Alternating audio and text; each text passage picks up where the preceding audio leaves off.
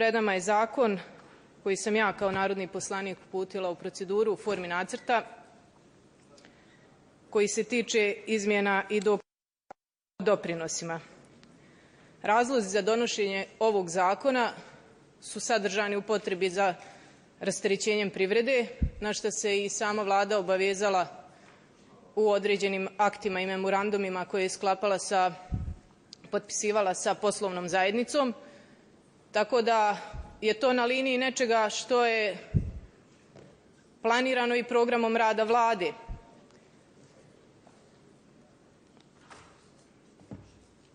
Podaci Poreske uprave govore za mart 2019. godine da u Republici Srpskoj radi 251.252 radnika, od čega 104.000 radnika prima platu do 600 maraka. Zvanično, prema podacima Poreske uprave, to je odgovor na poslaničko pitanje koje sam ja dobila od Poreske uprave. Da bi poslodavci mogli da povećaju plate, a i da bi se smanjio obim sive ekonomije, jer znamo da jedan dio plate se isplaćuje najčešće, kako to kažemo, na ruke ili u sivoj zoni, potrebno je da tu privredu rasteretimo. Ja ne vjerujem da postoje poslodavci koji to rade zato što to žele, nego zato što su u najvećem broju slučajeva na to primorani. Dakle, svrha zakona je višestruka. S jedne strane rasterećenje privrede, a s druge strane omogućavanje poslodavcima da povećaju plate. Imaju četiri člana zakona koja se mijenjaju, ali suština je u stopama doprinosa. Dakle, ovim zakonom se povećava stopa doprinosa za penzijsko-invalidsko osiguranje za 0,5 procentnih poena, a smanjuje stopa doprinosa za zdravstveno osiguranje za 3 procentna poena sa 12 na 9. Ali moram odmah u uvodu da kažem da to ne znači, kako je predviđeno drugim odredbama ovog zakona, da će to smanjenje doprinosa za zdravstveno osiguranje da trpi Fond zdravstvenog osiguranja. Određenim drugim članovima zakona koji su pred narodnim poslanicima predviđeno je da se promijeni uplatilac doprinosa za zdravstveno osiguranje korisnicima prava na penziju koji to pravo ne ostvaruju po nekom drugom osnovu. O čemu se radi? Radi i narodnih poslanika, ali i radi javnosti. Trenutno uplatilac doprinosa za zdravstveno osiguranje korisnicima prava na penziju je Fond PIO, i to u iznosu od 1% od penzije, što je značajno niže od onoga što penzioneri u praksi troše za zdravstveno osiguranje.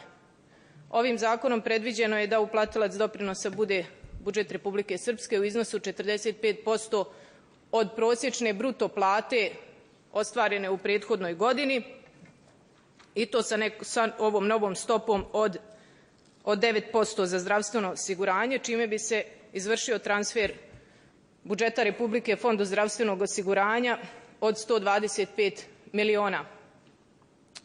Dakle, kako pokazuje analiza u tabeli 2, obraćam se sad narodnim poslanicima koji su imali zakon da prouče u materijalima, suštinski, što se tiče finansijskih tokova Fonda PIO, koji jeste ugrađen u Trezor, ali ipak postoji i Fond PIO, postoji radnici, nije Fond PIO izbrisan.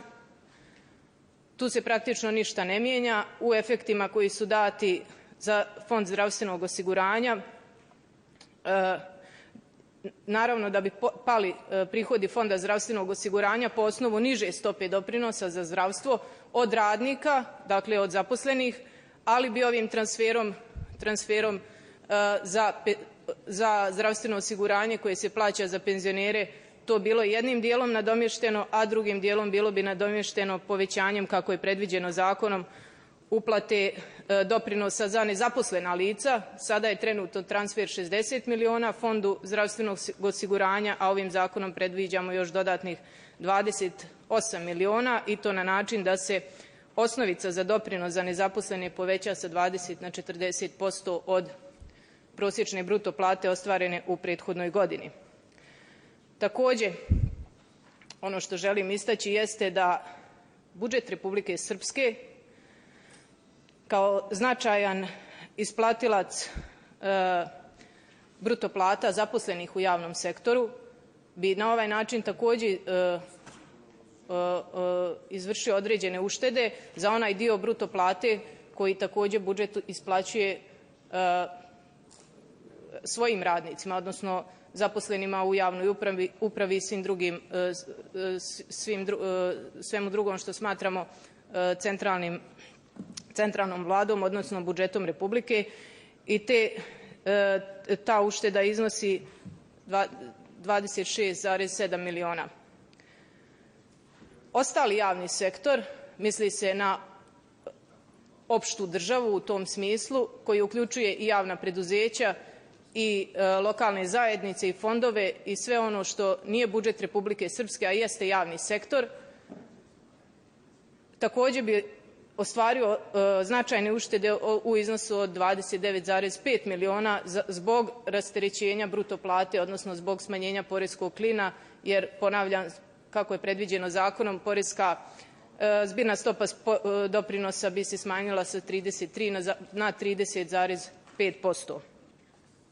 Ono što je takođe značajno ovim zakonom, u ovom zakonu, jeste da taj, pod navodnike, udar na budžet koji je predviđen, ja sam navela u finansijskoj, odnosno u finansijska sredstva i ekonomska opravdanost donošenja zakona, ja sam navela ovde 126,6 miliona, ali želim ovom prilikom da naglasim da, i to je bila rasprava na Odboru za finansije i budžet i sa ministarkom finansija i sa bivšim ministrom finansija, to nije trajna kategorija. To ne znači da će svake godine budžet da bude opterećen sa tih 126,6 miliona. Samo u prvi mah ova analiza pokazuje, a imate to u materijalima, analiza pokazuje da bi samo u prvi mah, u prvoj godini, ovaj nivo rasterećenja privrede omogućio ili 6.900 novih radnih mjesta, recimo približno 7.000, ili povećanje plata radnicima, a u konačnici i rast budžetskih prihoda koji može nastati po tom osnovu od 30 miliona, a da opterećenje za poslodavce bude jednako kao sa sadašnjom stopom doprinosa. Dakle, ono što je cilj dugoročno, odnosno u nekom, rekla bih, prije srednjem roku, godinu, 2 ili 3 dana, jeste da rasterećenjem privrede, a to iskustvo pokazuje iz prethodnih godina, da se rasterećenjem privrede u jednom momentu budžetski prihodi počinju rasti zbog dodatnog zapošljavanja, zbog rasta plata i zbog ova dva faktora istovremeno. Dakle, smatram da je ovo zakon, članom 5 je predviđeno da zakon bi trebao da stupi na snagu, ako bude usvojen, 1.1.2020. godine, dakle ne nakon usvajanja, kako je to obično slučaj, kako smo vidjeli sa Zakonom o podsticajima u privredi koji je išao po hitnom postupku, baš zbog te mogućnosti planiranja budžeta.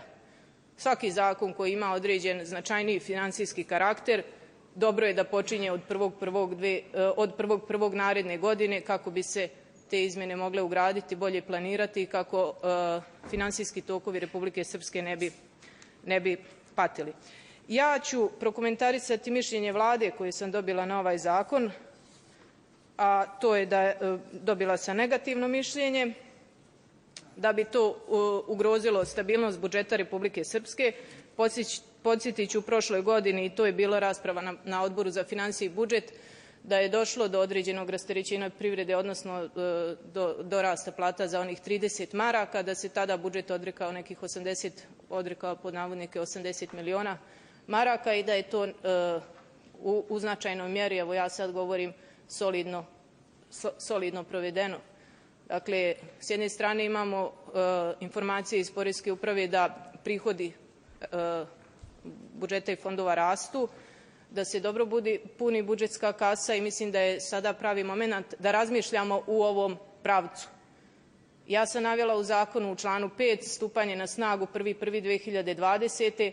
ali evo može da to bude i 1.1.2021. Možemo da radimo na modifikaciju određenih članova. Spremna sam da saslušam svaku kritiku i da nešto nije uredno postavljeno, da možda neke procjene nisu dobre, da možda neke cifre koje sam, analiza je jako detaljna, da možda nešto u tom smislu ne odgovara ili nije dobro procijenjeno, a mi imamo problem podataka u Republici Srpskoj, o tome ću posebno govoriti, ali hajde da razmišljamo u pravcu u kojem je ovaj zakon postavljen, jer ako će uvijek da bude izgovor da trenutno nije momenat da bi se ugrozio budžet Republike Srpske, onda trebamo biti iskreni pa privredi priznati da nećemo donositi sistemske zakone, tržišne zakone, pravične zakone koji jednako važe za sve i da nećemo ići u tom pravcu kojim smo mi njima obećali.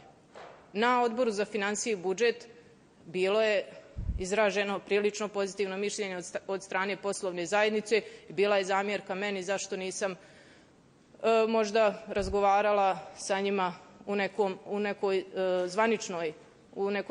nekoj zvaničnoj varijanti, ali kao poslanik jedne opozicione partije smatrala sam da ja mogu da predložim nešto, ovo ide u formi nacrta, a posle forme nacrta može da se organizuje i javna rasprava ili stručna rasprava, možda u ovom slučaju bolje stručna rasprava, i da se onda čuju određena mišljenja. Ako nacrt dobije zeleno svjetlo, ja uopšte neću procjenjivati da li će dobiti ili neće, ja se ne opterećujem time. Ja imam potpuno je sve otvoreno i stavljeno na papir što sam ja u ovom momentu znala i umjela da napišem i spremna sam da saslušam kritike. Mislim da je nezahvalno je govoriti o nečemu što ste vi radili, ali ako neko zna bolje, ako neko zna ili ako neko ima dokaze i argumente da ovo ne valja, ja bih željela da ih čujem i da se argumentovano iznesu, a ne da se a priori odbija nešto zato što dolazi od strane opozicionog poslanika. Opet napominjem, s jedne strane rasterećenje privrede trebalo bi da podstakne budući rast budžetskih prihoda, s druge strane na strani tjera Vladu na jednu ozbiljniju politiku trošenja svojih sredstava, jer tu ima puno propusta. To će biti vjerovatno i osnovna zamjerka ovog zakona. Ja ću odgovoriti na takve tvrdnje u nastavku svog izlaganja ako bude potrebe, zato što mogu da nabrajam primjere neracionalnog trošenja sredstava do sutra. Evo recimo da mi nikad nije odgovoreno na poslaničko pitanje, odnosno klubu PDP-a, zašto je 21 milion potrošen samo na konsultantske usluge kada se izlazilo na Bečku berzu, kada se vršila emisija hartija od vrijednosti. Ako ja mogu da zamislim neki red veličina, po mojoj nekoj procjeni to ne bi trebalo da košta više od 1.000.000 maraka, a potrošena je 21 milion maraka, što nije značajna suma samo za izlazak na Bečku berzu. To je od ovih 90 miliona koje bi trpio budžet ovakvim zakonskim rješenjem nešto više od četvrtine. Tako da smatram da nije korektan odgovor da bi ovo zakonsko rješenje ugrozilo stabilnost budžeta. Jednostavno takav odgovor ne mogu da prihvatim ako je neargumentovan. Jedino ako je argumentovan, ja mislim da u ovom momentu da je pravi momenat da to uradimo, da dobra vremena ne traju dugo. To što sada rastu budžetski prihodi unazad 3-4 godine, mislim da je za ovaj zakon bilo vrijeme i možda prije 2 godine čak, i da bi se to jednostavno izguralo, jer sada trenutno takve su okolnosti, ekonomske okolnosti i u okruženju i u Evropi da za ovim ima smisla, da za ovim ima potrebe i da za ovakvo rješenje postoje polazne pretpostavke koje su neophodne. Jedino što ću prokomentarisati iz mišljenja Vlade jeste taj broj penzionera koji sam ja u zakonu navela 190.000. Iz ministarstva mi je odgovoreno da je u Republici Srpskoj broj korisnika penzija 263.000. ali ja sam se vodila podacima Fonda zdravstvenog osiguranja iz izvještaja Strateški razvojni plan 2019-2023. Opet kažem, veliki problem u Republici Srpskoj postoji sa podacima. Recimo, barata se često cifrom od 268.000 zaposlenih u Republici Srpskoj, a ja iz Poreske uprave dobijem odgovor da u martu 2019. je zaposleno 251.252 radnika. Dakle, to nije mala razlika, to nije razlika u 1.000, nego u 17.000 radnika. Isto tako, Fond zdravstvenog osiguranja govori o, recimo, prosjek od 2014. do 2018. na strani 26 ovog izvještaja Fonda je prosječan broj penzionera za koje se uplaćuju doprinosi za zdravstveno osiguranje 214.000, ja sam navela 190.000, bazirajući na nekim određenim procjenama kako će se to kretati u budućnosti, jer mnogi penzioneri ne žive u Republici Srpskoj, a iz Vlade dobijam odgovor da je u Republici Srpskoj, ja znam da ima 263.000 penzionera, ali ne žive oni svi u Republici Srpskoj i za njih sve ne uplaćuje Fond PIO zdravstveno osiguranje. Tako da, opet je ova moja cifra od 190.000 bliža ovoj procjeni Fonda zdravstvenog osiguranja i pitanje kako će se ta cifra kretati bliža je nego ono što sam dobila iz Vlade od 263.000 penzionera. Sve u svemu, da zaključim, vezano za smisao, suštinu i sve ono što ovaj zakon predviđa jeste podizanje konkurentnosti privrede u odnosu na Zakon o podsticajima koji je usvojen po hitnom postupku, koji je bio prva tačka dnevnog reda odnosno ovog zasedanja. Mogu da kažem da onaj zakon ima ispravan cilj, ali nije dobar mehanizam kako se taj cilj želi postići. Po mom mišljenju, ja sam to u diskusiji rekla, on je nekako polovičan, različito selektivan je. Ovaj zakon koji ja predlažem nije selektivan, on je potpuno tržišan i pravičan. To je ono što svaki zakon treba da bude, a to znači da se jednako primjenjuje na sve. Dakle, nema selektivnosti i procjene zašto za neke kategorije ova stopa, zašto za neke kategorije ona stopa, i u tom smislu, upravo zbog te tržišnosti i tržišnog karaktera ovog zakona, sam se odlučila na jedan ovakav korak, da kao narodni poslanik kojem je ovo prvi mandat, da uđem u proceduru u formi nacrta, da predložim jedan zakon, iako se radi o izmenama i dopunama. Te izmene i dopune, pa makar bile samo 4 člana, su dosta sadržajne, odnosno imaju velik finansijski efekat, ali koji sam ja, koliko sam imala podataka, koliko sam imala znanja da to uradim, napisala, i voljela bih u tom smislu za ono što sam ja kritikovala Vladu, a to je kada se radi o finansijskim procjenama određenih zakona, da se onda ta analiza ne bude detaljna. Ja sam, predlažući ovaj zakon, pokušala da kažem kako bih ja to uradila, a ne da samo kritikujem Vladu. I samo predlaganje zakona od jednog opozicionog poslanika, i to je neki indirektni cilj da i mi natjeramo sami sebe, slušajući vaše kritike kako mi samo kritikujemo, a ništa ne predlažemo. Pa evo sad predlažemo, pa ćemo razgovarati da vidimo da li taj prijedlog, odnosno zakon u nacrtu, valja ili ne valja. Ako postoje argumenti da ne valja, ja sam spremna da ih prihvatim, ali evo, za neku dublju analizu dalje možemo razgovarati nakon ovog nacrta, ali vjerujte, ne opterećujem se sa konačnim glasanjem po ovom pitanju. Hvala.